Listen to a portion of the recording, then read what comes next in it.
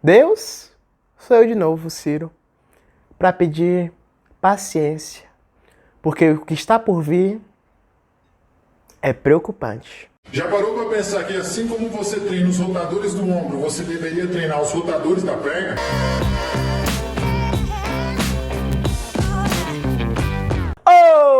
Olá, ser humano, sou Ciro Belo, pós-graduando em prescrição avançada de treino, e no vídeo de hoje, mais um picareta do Instagram falando bobagem sobre agachamento. Bora nós? É assim que se treina a força respeitando a biologia humana, sem uma máquina bloqueando suas articulações e sem uma barra em cima das costas comprimindo a sua coluna. Eu não sei nem o que dizer, sabe? A pessoa vai criticar uma coisa tão simples, tão bem documentada, tão bem estudada, que é o agachamento, aí o ponto dela é esse exercício ridículo que parece que a pessoa tá remando. Só que ainda assim, um remo tem um sentido, tem um propósito. Tu tá fazendo... Aqui tu tem um cabo que tá simulando, mas não é a mesma coisa, tipo... A gente já vai chegar nessa parte do agachamento. Vamos focar no que ele disse. É assim que você treina força. Força em qual músculo? Força como um todo? Força... Porque assim, estudos mostram. Tem o estudo do Moran Navarro, que botou o pessoal pra agachar meia boca e agachar até arrastar a raba no chão. Supino curto, supino batendo a barra aqui. O que eles perceberam? Força e hipertrofia. O grupo que mais teve força e hipertrofia foi o que trabalhou na amplitude completa de movimento. Ou seja, para cada articulação que tu quer trabalhar, tu teria que ver aonde que ela está mais alongada. Quando você olha essa marmota que esse cidadão está fazendo, tá trabalhando ali, tá mexendo? Tá mexendo, mas a maior parte está encurtada, não tá no maior alongamento, tá... Vamos de próximo, porque ele consegue piorar, ele se esforça bastante. Não existe nenhum músculo que suporta uma carga no sentido vertical, nerdmente falando, axial. Colocar uma barra em cima das costas é a pior alternativa do mundo fitness. Ela causa compressão e desvios posturais. Se você não tiver uma lesão aguda como ele, vai ter uma crônica, que é aquela ao longo do tempo. Pegar um vídeo específico de um acidente de uma pessoa fazendo agachamento, uma pessoa agachando errado, agachando com o ego, botando muito peso na barra, é tendencioso. Para a maioria das pessoas, eu diria que para 90%, 95% das pessoas não conseguiria agachar com míseros 100 quilos, que não é essas coisas todas de peso. Então, para muitas pessoas, botar metade do seu peso numa barra e agachar ia ser, filé demais. Ia ser tranquilo, tranquileba. Mas você tem que agachar com amplitude completa. Aí ele fala, mas vai gerar compressão na coluna. Vai, claro que vai. Só que a nossa coluna é uma estrutura muito dinâmica, muito linda. Por quê? Se você não malhar a sua vida todinha, você vai ter um desgaste na coluna, você vai passar o fim da sua vida morrendo de dor nas costas. Agora, se você usa a sua coluna, se você expõe ela a uma tensão, vai ter uma sinalização para aumentar a concentração de cálcio ali. Por você estar mexendo ela, vai ter uma melhor circulação dos anéis de cartilagem que tem ali, dos discos, que de fato é uma zona bem mais irrigada, né?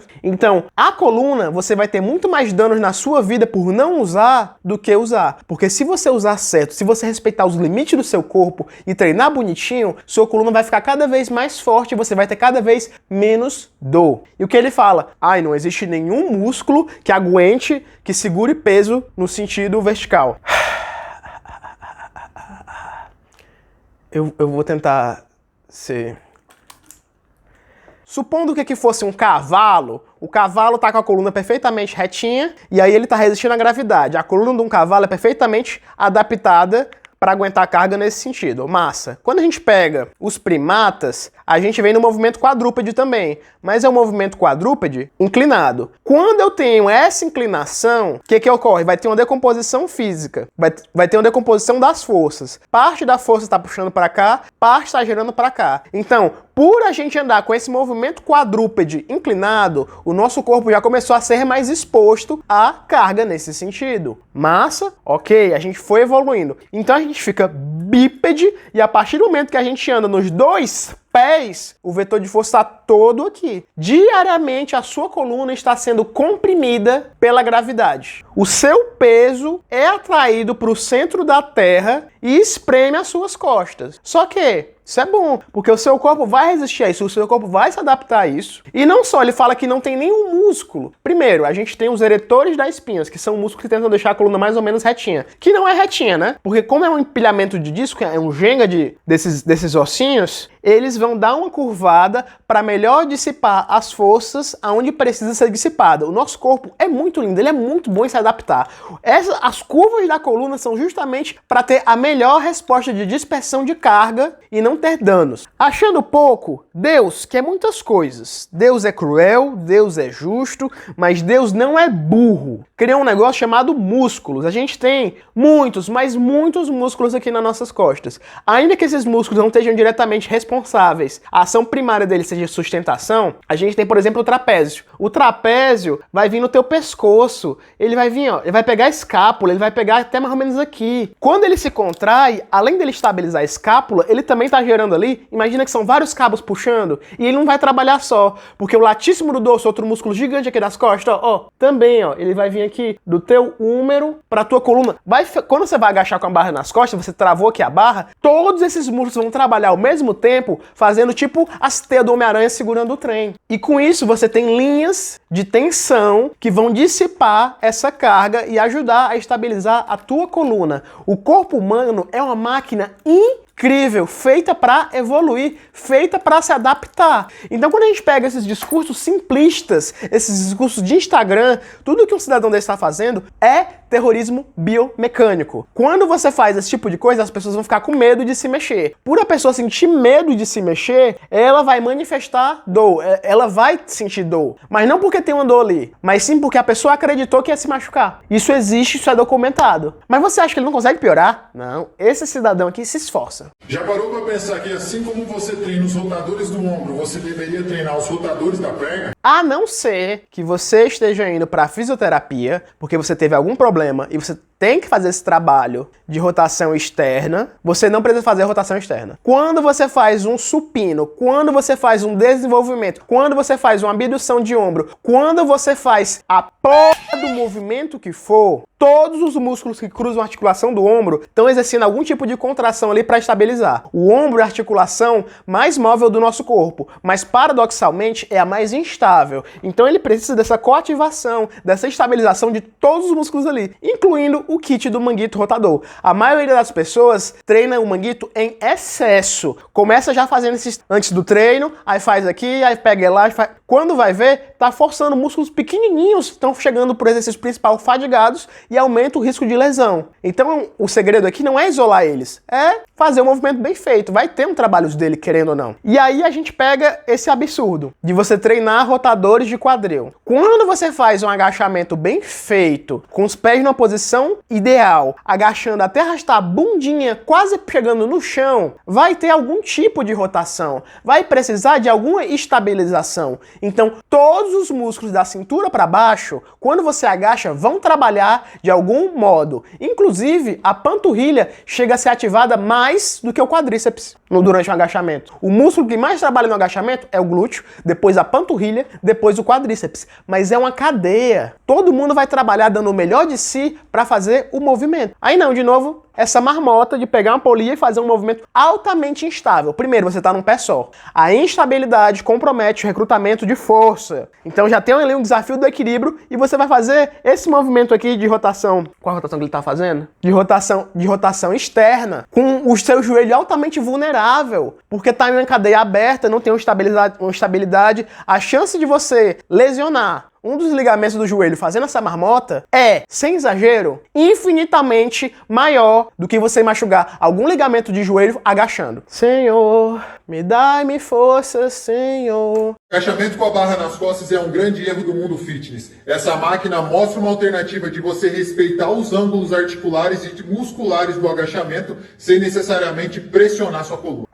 Sim, né? Sim. Se pelo menos povos antigos tivessem inventado o Leg Press 45, que é uma máquina de agachamento, que você não tem carga nas costas, no mesmo sentido de uma barra. Mas não, né? Tem que inventar essas marmotas. Olhe a amplitude pífia dessa máquina. O joelho desse cara para nos 90 graus. É o ângulo de maior compressão patelo-femoral. Por alguma razão da sabedoria divina, é muito mais seguro para os ligamentos do joelho quando seu joelho está mais dobrado possível. Ou seja, quando você está no fundo de um agachamento, é onde tem o menor estresse possível. E o maior estresse possível é nos primeiros graus do agachamento, quando você está em pé. Caminhar causa mais estresse no ligamento do joelho do que agachar. Louco? Louco. Mas é assim que o corpo humano funciona. Então você pega uma máquina dessa, que vai botar carga num sentido muito estranho. Deixa eu só mostrar aqui. Tem um carinha pouco famoso chamado Dr. Gabriel Leão, que é só o maior fisioterapeuta do Brasil, um dos maiores fisioterapeutas do Brasil, e nasceu aqui no meu país, Ceará. Olha aqui uma maquinazinha parecida que ele achou. Não é a mesma, mas é por pouca coisa não é igual. Olha aqui.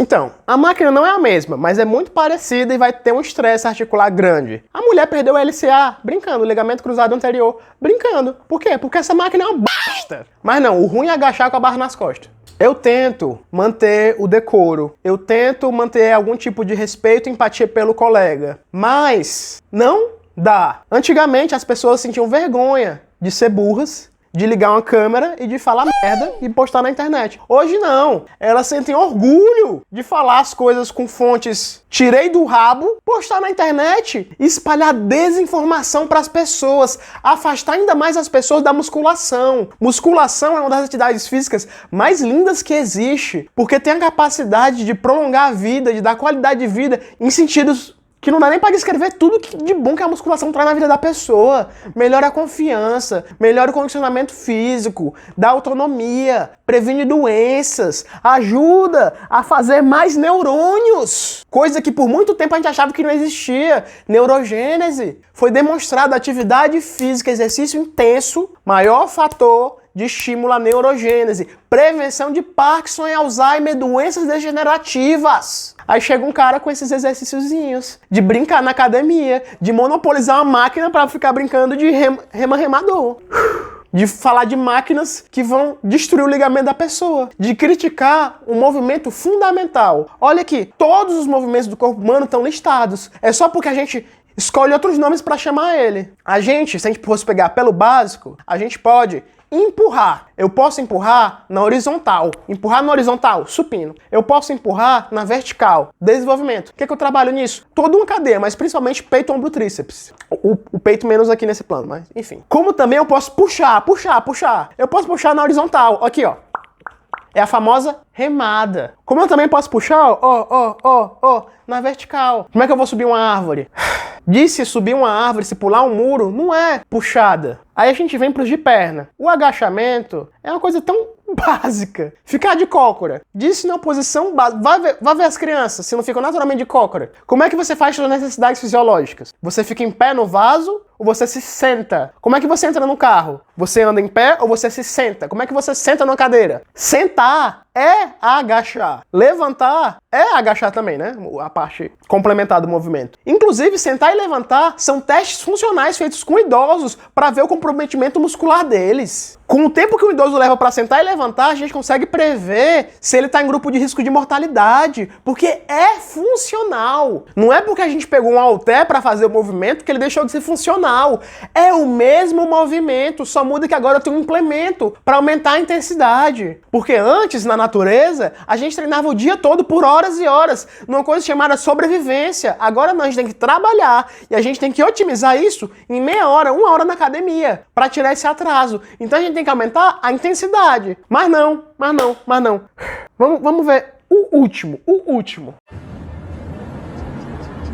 Aquela loucura ali é pra dor no ombro. Aquilo ali é o que dizem que é bom pro ombro. Mas você vê que sempre quem tem dor no ombro continua fazendo aquilo e não melhora.